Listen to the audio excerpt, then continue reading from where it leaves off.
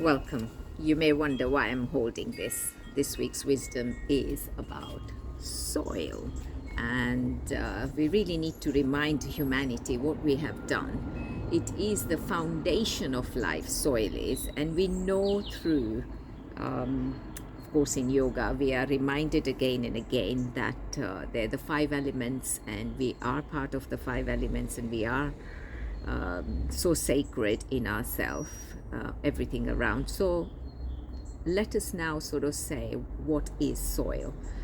Parts of the world in the last 2 decades, I would say at least a third of it has degraded completely. It's barren. You cannot grow anything there.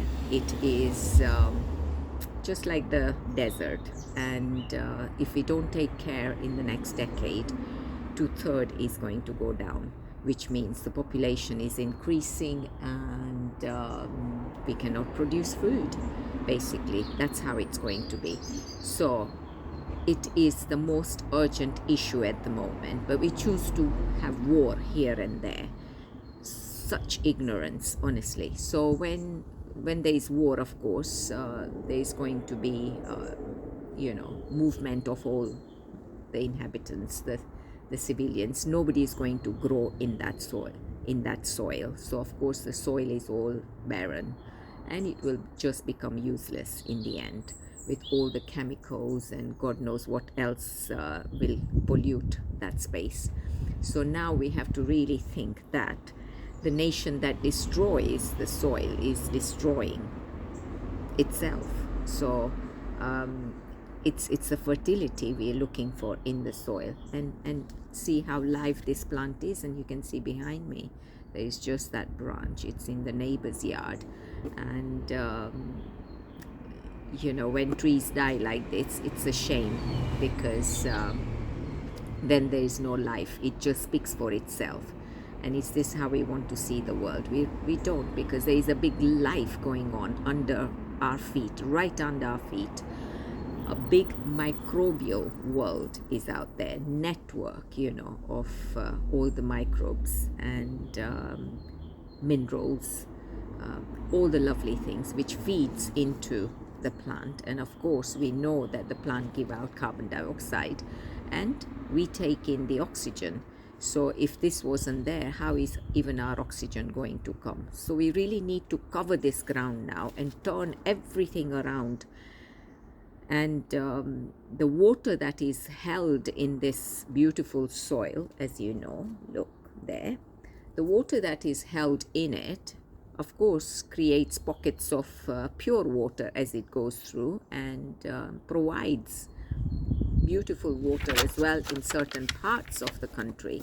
So lovely program that I was watching, where one of the women, she decided to live there and have a retreat in the middle of the desert, and she created her own well. And civilization started like this. People sort of found that there is water here, and that's where they settled.